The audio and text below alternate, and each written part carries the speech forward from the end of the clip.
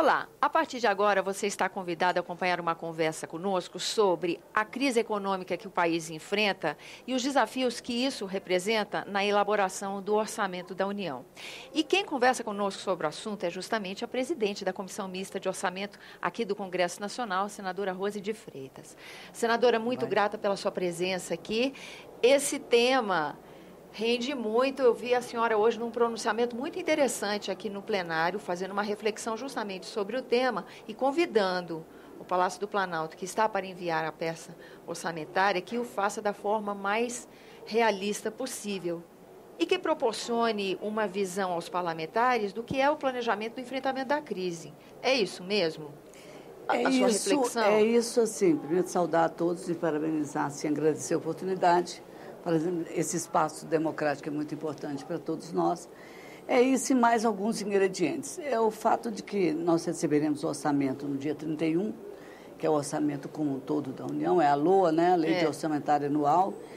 E mais eu diria assim, se nós fôssemos desenhar esse cenário, eu diria assim, a peça orçamentária, ela precisa estar dentro da realidade do país, dentro de todos os ajustes, né? Para e passo com todos os ajustes e também para e passo com a realidade econômica do país. A realidade de hoje é a realidade dos ajustes que precisam ser feitos para superar toda essa crise que está aí, que momentaneamente nós vimos, ela tem, vamos dizer, mostrado suas vísceras, né, que são...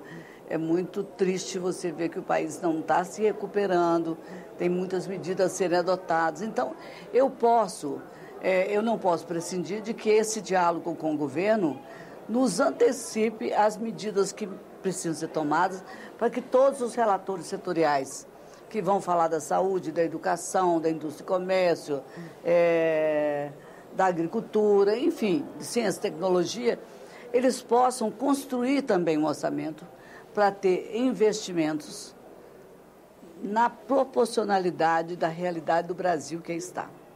Se um relator, vamos falar, da educação, e fizer um orçamento ou da saúde, fizer um orçamento muito além da realidade da nossa arrecadação, da nossa receita como um todo, evidentemente, e também sem nenhum nível de investimento para sustentar as metas em relação à saúde, pelo menos fazer funcionar, para ter o custeio em dia, né, as despesas, e saber que nós não podemos abalar de maneira tão cruel o sistema de saúde brasileiro, porque a população precisa disso.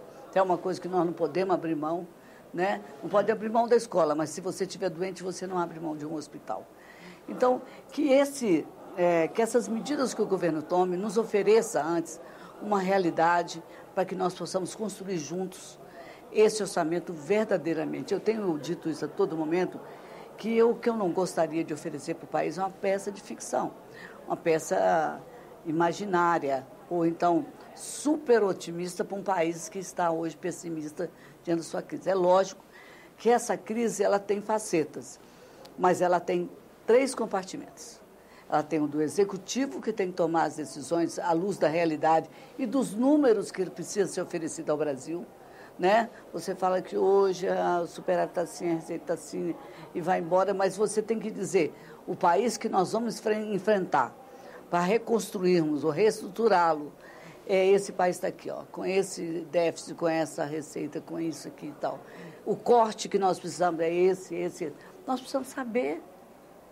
A bem da verdade, até para ser muito justa no que eu estou falando, essa conversa que nós estamos tendo aqui, apenas desenhando esse quadro, eu tive com o ministro Nelson Barbosa, que, aliás, eu faço elogio público pela sua eficiência, pela maneira com que ele discorre sobre os assuntos, pela disposição de qualquer dia estar dialogando, debatendo. Isso vai colaborar muito para fazer dessa peça uma peça de realidade, vamos dizer assim. Se nós não tivermos o governo ajustado entre Levi, Nelson Barbosa e a presidente, né?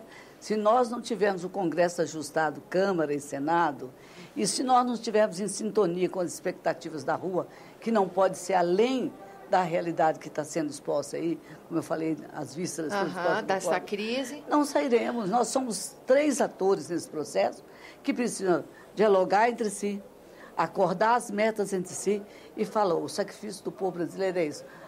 Temos que explicar qual é e por que eles têm que fazer isso, porque nós vamos chegar lá na frente saindo dessa crise. Agora, sem isso, nós vamos contar um pedaço da história todo dia. Agora, a gente viu, por exemplo, na última sessão, a quinta-feira, onde foi votada a última parte do ajuste fiscal, que era a volta da oneração de alguns setores da economia com relação à folha.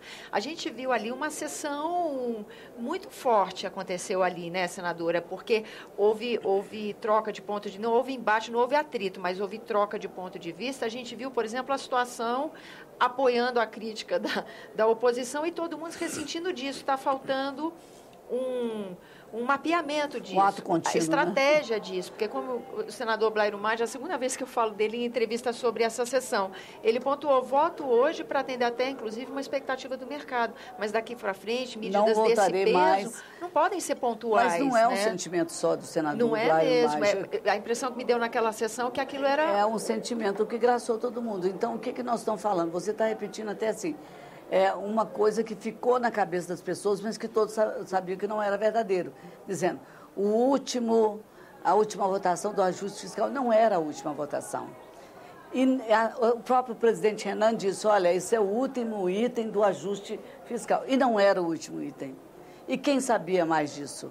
Ninguém. Todo mundo pressentia. Então, era importante que quando se colocasse o ajuste e dissesse que era o último, alguém disse.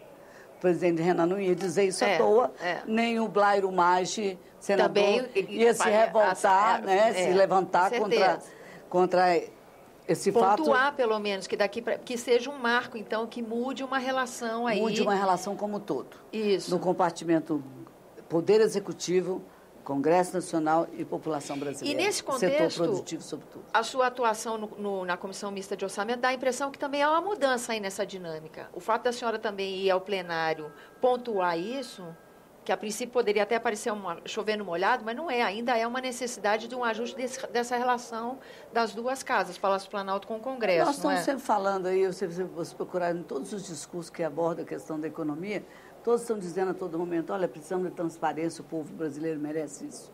Nós temos uma efervescência na sociedade, nós tivemos 3 movimentos populares muito significativos em 5 meses, né? E você tem que entender que isso não é à toa, não é por coincidência, não é por prazer, as pessoas não estão indo à rua passear porque é domingo, não é nada disso, elas estão insatisfeitas.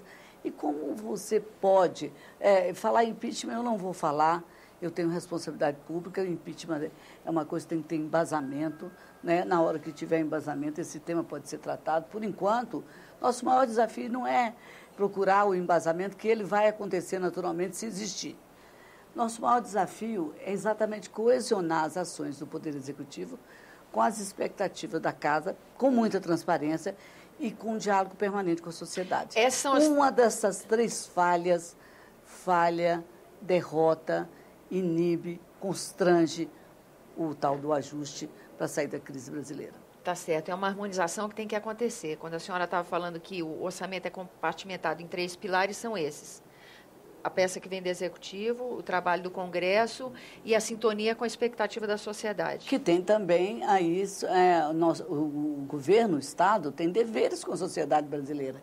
Não tem que ser, apesar do povo brasileiro estar sofrendo com a saúde, olha, eu vou costurar aqui a economia para a gente arbitrar mais impostos, ou cortar essas medidas, não tem mais dinheiro para custeio na saúde, nada disso pode acontecer. Então, para mostrar o que tem que ser feito, basicamente, e que não pode a população prescindir desses atos do governo, desse tipo de investimento, é isso aqui.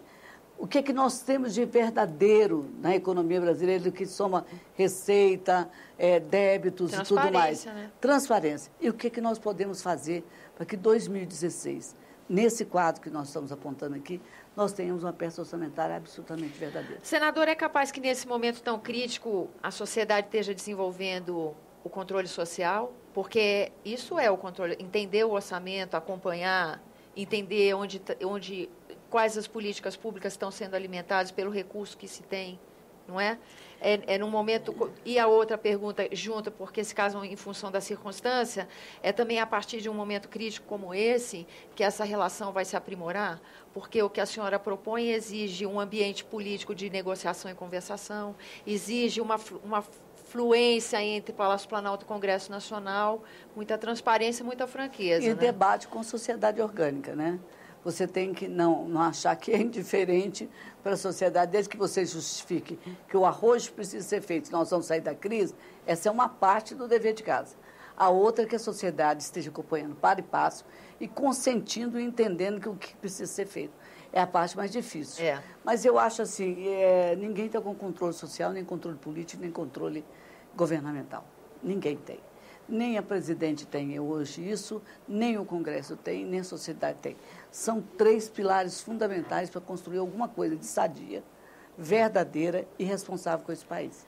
Bom, o nosso tempo se esgota, mas eu acho que nós fechamos um corpo de ideia, mas eu queria encerrar convidando a senhora para a semana que vem, talvez não semana que vem, a partir da entrega dessa proposta de lei orçamentária, uma avaliação da senhora. Vamos marcar? Um próximo argumento para isso. Você sabe que eu adoro vir no seu programa, né? E nós adoramos. Nós ficamos cruzando ali pelo caminho. Não é? Eu olho para você, eu vou, você vai, né? Fica esse namoro aqui, sabe? No plenário a gente fica é muito bom debater aqui, com Mas certeza. A agenda da senadora não é uma coisa fácil. E num ano desse é um desafio mesmo, né, senadora? Mas já que nós aceitamos essa tarefa, temos que estar dedicados a ela, né? É isso aí. Ela hoje tem prioridade absoluta sobre todas as outras. É isso aí. Muito grata pela sua presença, Obrigada. senadora. E aí já aceno com essa possibilidade. Aí chamo você a nos acompanhar nessa próxima conversa. Eu agradeço a sua atenção. Lembro que você é nosso convidado a fazer sugestões e críticas ao trabalho da TV pelo 0800 61 22 11. E quando você quiser rever esse ou outro dos nossos programas, endereço eletrônico senado.leg.br/TV. Até a próxima.